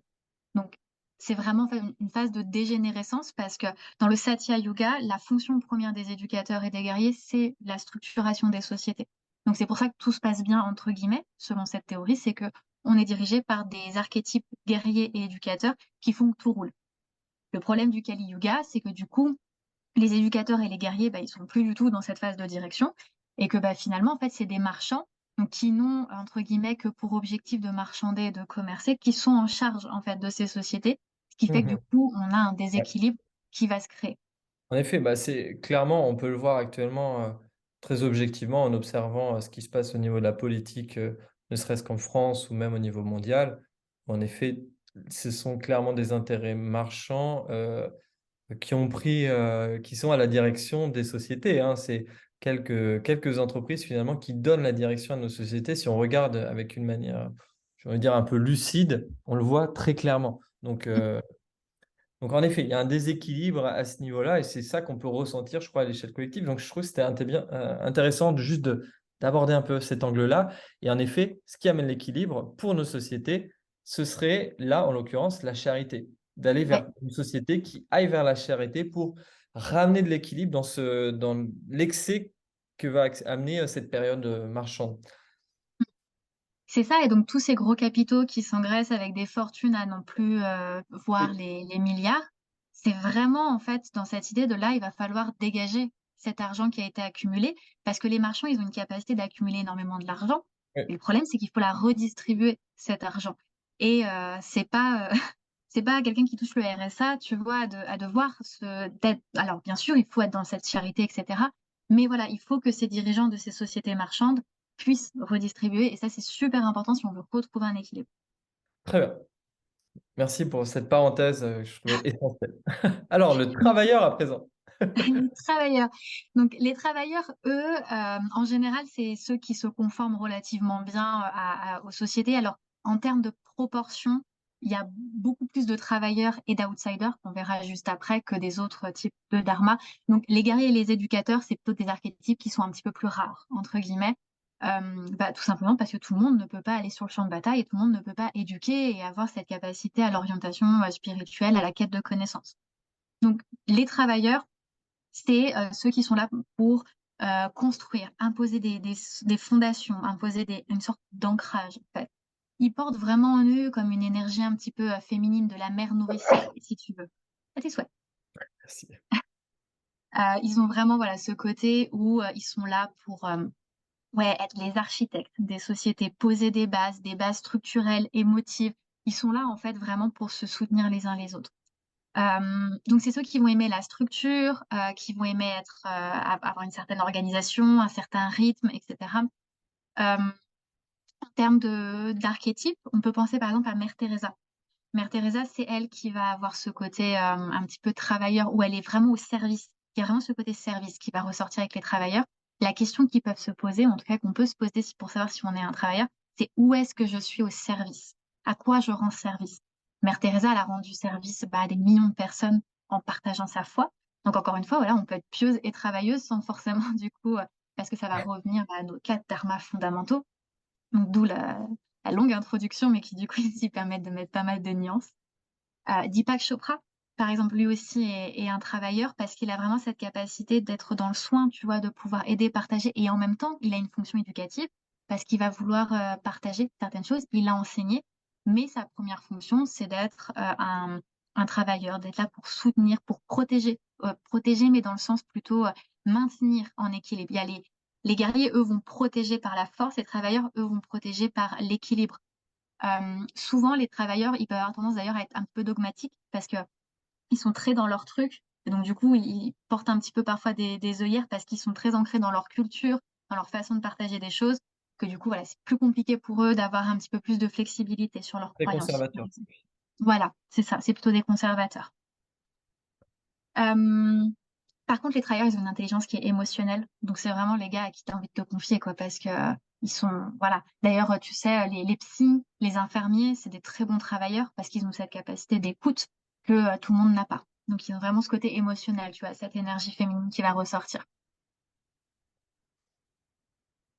Et enfin, on a nos derniers archétypes qui, eux, sont un petit peu les orcasses, les farfelus, entre guillemets, du lot. Pareil, il y a aussi beaucoup d'outsiders. Alors, on verra après, mais les outsiders, eux, ils ont des particularités. En gros, les outsiders, c'est vraiment les rebelles, quoi. C'est les moutons noirs un petit peu de la société. Ils rentrent pas dans des boîtes. Alors pour eux, c'est compliqué en général, les outsiders, parce que vu qu'ils rentrent pas dans des boîtes, tu sais, c'est comme quand tu essayes de faire rentrer un triangle dans un carré, bah, ça marche pas très bien. Bah, les outsiders, c'est un peu ça. C'est qu'on essaye tout le temps de les faire rentrer dans des carrés, mais ils rentrent pas dans des carrés.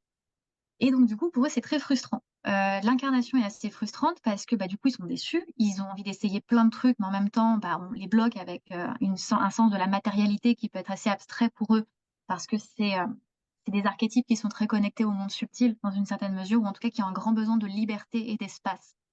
Euh, les outsiders, donc chaque archétype va être connecté à un élément particulier. Les outsiders, eux, vont être connectés à l'espace, à l'éther.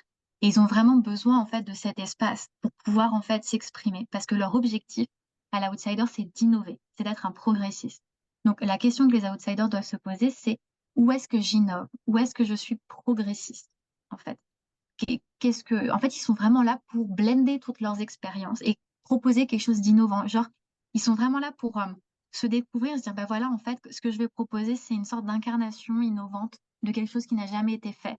Alors, on leur demande pas de réinventer la physique ou de réinventer les sciences védiques ou quoi, mais ils vont apporter en fait cette touche qui est extrêmement personnelle Et c'est là où du coup ils vont arriver à avoir cette innovation et ouais, cette folie un petit peu qui va animer et qui va venir du coup apporter de la fraîcheur dans les sociétés. Parce que les autres archétypes sont pas vraiment là pour apporter du fun, de la fraîcheur. Alors les marchands du fun, mais tu vois ce côté innovation, et ben on va vraiment le retrouver avec l'outsider. Et tu vois par exemple en termes d'archétypes, en termes de personnalité, moi je pense surtout à Tim Burton ou Salvador Dali. Quand on voit leur réalisation artistique, enfin pour moi ils représentent complètement les outsiders. Enfin Tim Burton, ses films c'est un peu farfelu. Il a vraiment ce truc d'avoir un petit peu innové le cinéma dans une certaine mesure, en tout cas avec sa touche artistique, sa vision des choses. Et puis Dali, bon, ses peintures, notamment avec ses montres, tu vois, qui est cool. Il y avait vraiment quand même quelque chose d'assez innovant pour l'époque. Ok, donc il y a un côté visionnaire, Mm, comme quelque chose qui vient un peu bousculer les lignes. Euh, et aussi, alors, je me dis qu'il doit être un peu, enfin, on parlait tout à l'heure des travailleurs qui vont avoir ce côté conservateur. Finalement, les outsiders, eux, vont plutôt avoir cette dimension tournée vers l'avenir, vouloir faire bouger les lignes et casser un peu les codes, j'imagine. ouais. Exactement ça. Et bah regarde par exemple Martin Luther King, qui est un très bon outsider. Bon bah Ouais. lui, il était là pour complètement casser les codes. Et là, pour le coup, on n'est pas du tout sur une sphère artistique ou quoi. On est vraiment sur une sphère politique, quelqu'un qui avait pour mission dharma, tu vois, vraiment ce qui est juste. Et il s'est battu pour une cause qui était juste. Et il a innové complètement les sociétés. Parce qu'à l'époque, partager un bus commun, permettre, tu vois, à des personnes de toute race d'être ensemble, c'était juste pas possible, en fait. Très bien. Waouh. Donc, l'outsider, sa question, c'est où est-ce que j'ai envie d'innover, dans quel domaine, qu'est-ce que j'aime faire qui me donne envie d'innover et de venir un peu changer les lignes, quoi. Mm. C'est ça. Alors, l'outsider, il faut qu'il se méfie.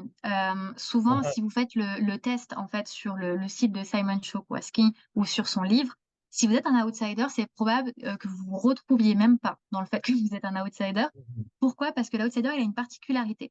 C'est très rare que les outsiders vivent le fait d'être un outsider.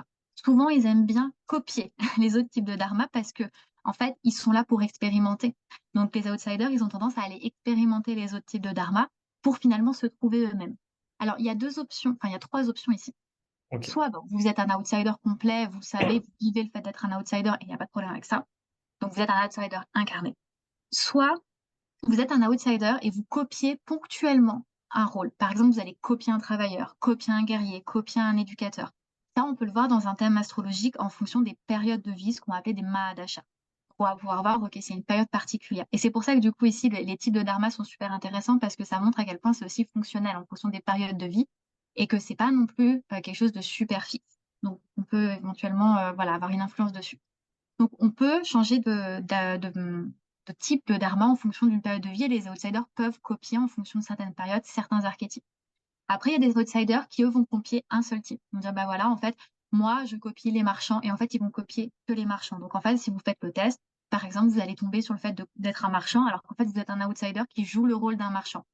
Je prends par exemple, ça c'est mon cas. Moi, en fait, je pensais que j'étais... Bon, à la base, je pensais que j'étais éducatrice, mais c'était une période de vie qui a fait que du coup, en fait, j'étais dans une phase éducatrice. Finalement, il s'est avéré que j'étais marchand, enfin surtout j'étais outsider qui copiait le rôle d'un marchand. Ah, Et donc, du coup, c'est assez drôle parce que bah, après, je me pensais marchande et puis finalement, on se dit, pas non, en fait, je suis outsider et je suis pas éducatrice non plus parce que ça dépend des périodes de vie.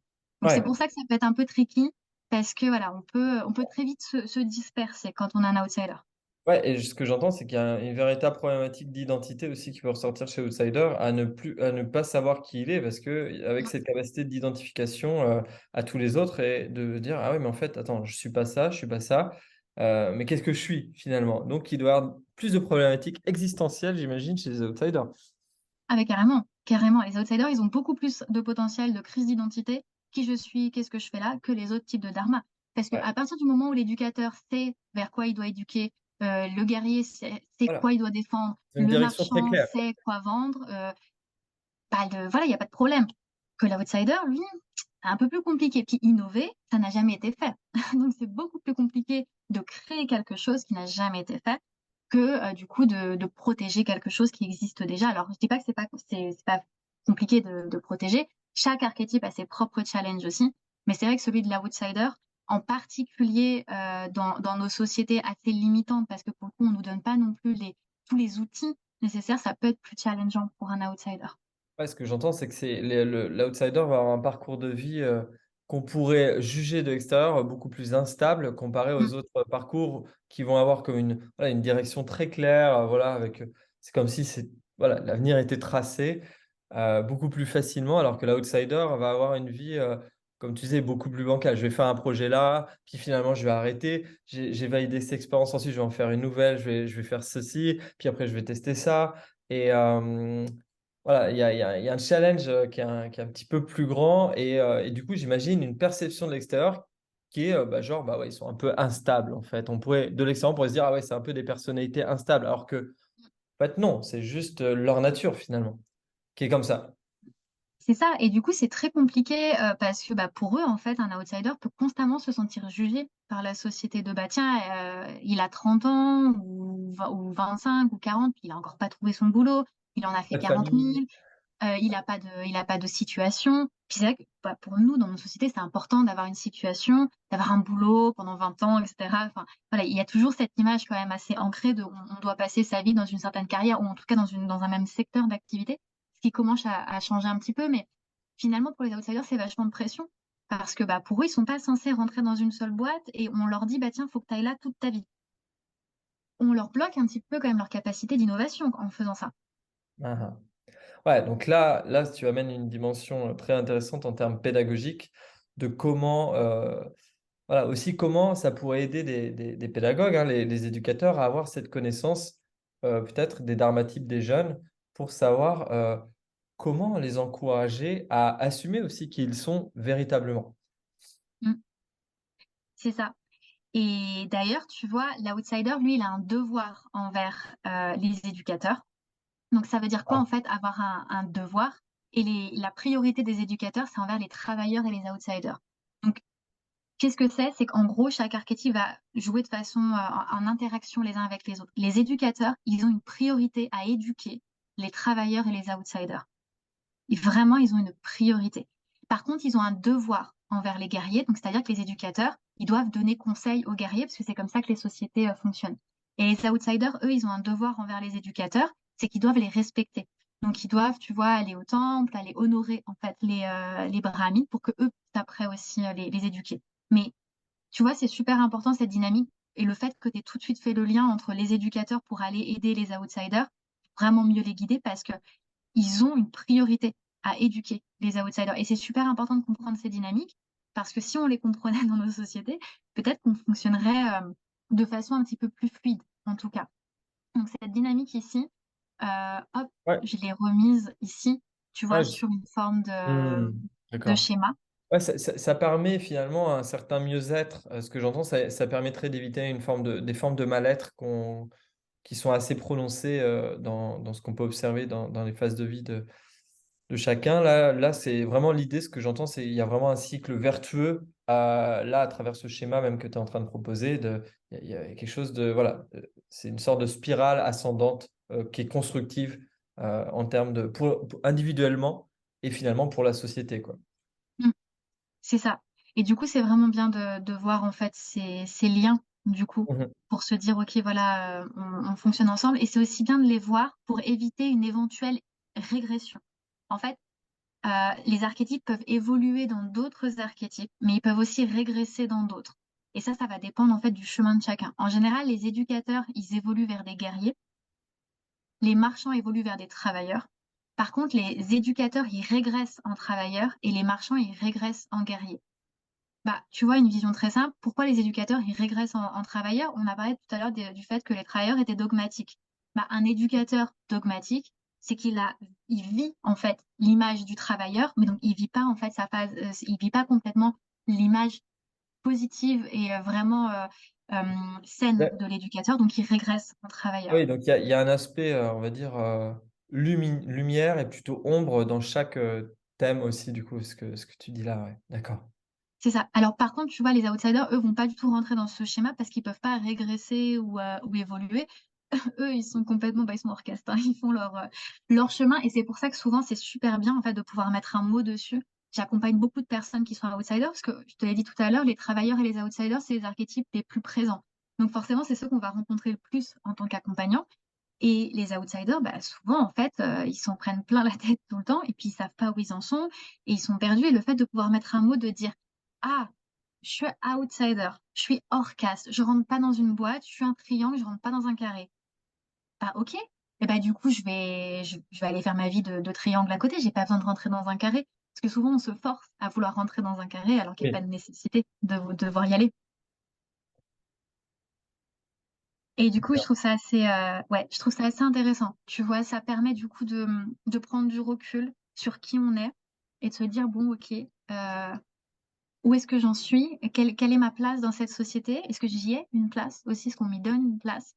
Et en se questionnant ça, même si on n'est pas outsider, on peut aussi se dire: «OK, est-ce qu'on donne la place à tout le monde dans nos sociétés?» Et du coup, ça peut nous permettre en tant qu'individu de re-questionner les fonctionnements, sur lesquels on est et de se dire: «Bon, est-ce que vraiment c'est la société dans laquelle j'ai envie de vivre?»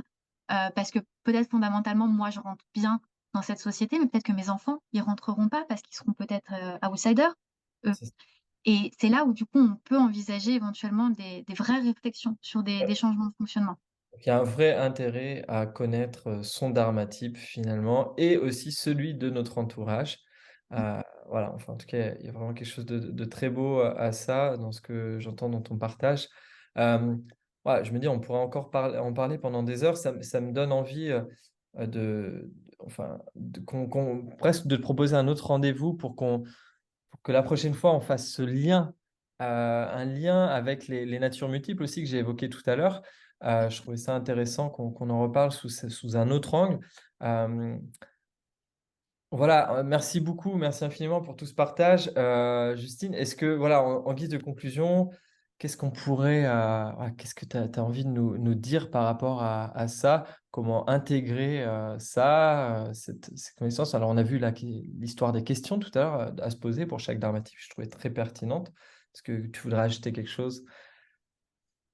Peut-être simplement se poser et visualiser qu'est-ce que c'est pour soi un éducateur, un marchand, un outsider, un guerrier, un travailleur.